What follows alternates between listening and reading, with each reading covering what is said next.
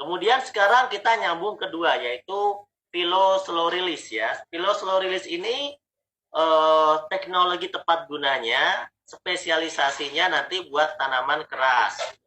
Satu box isinya 10 saset. Ya. Nah, Pilo Slow Release ini adalah pupuk majemuk makro dan mikro, sama seperti fotosintesa, tapi dia diprioritaskan untuk tanaman batang keras.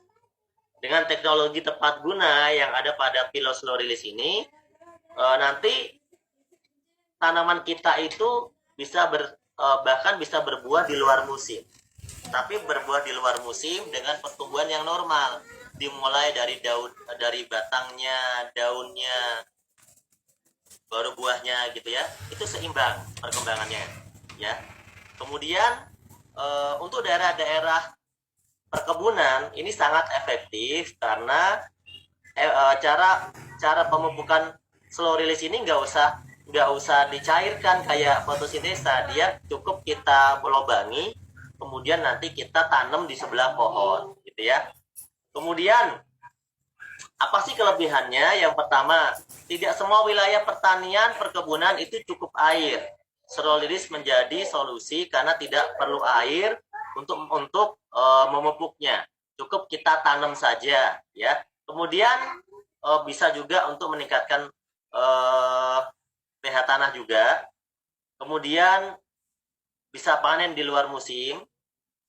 Petaninya juga bisa hemat biaya, betul nggak? Karena biaya pemupukan, biaya angkut pupuk kan juga berat. Tapi kalau dengan si angkut pupuk, nyemprot air itu juga berat. Tapi dengan teknologi slow release ini kita cukup satu pohon satu saset, simple ya. Nah, cara pupuknya gimana? Satu saset slow release itu dibuatkan lubang di sebelah pohon.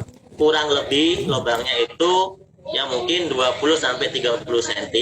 Masukkan slow release-nya, dicocol-cocol dulu biar ada lubangnya, kemudian masukkan, terus ditutup, dipendem pakai tanah. Udah gitu aja. Ya, jaraknya dari pohon kurang lebih 1 sampai 2 jengkal lah. Kurang lebih 1 jengkal aja cukup, yang penting di sebelah pohonnya.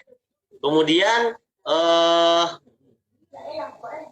kalau usia tanamannya itu misalnya masih muda, tanaman keras tapi usianya masih muda, maka kita cukup bisa dibuka, bisa ngambil 1 sendok. Bisa ngambil 1 sendok slow release buat tanaman yang umurnya masih muda di bawah 2 tahun. Ya itu cukup 1 sendok cukup per bulan.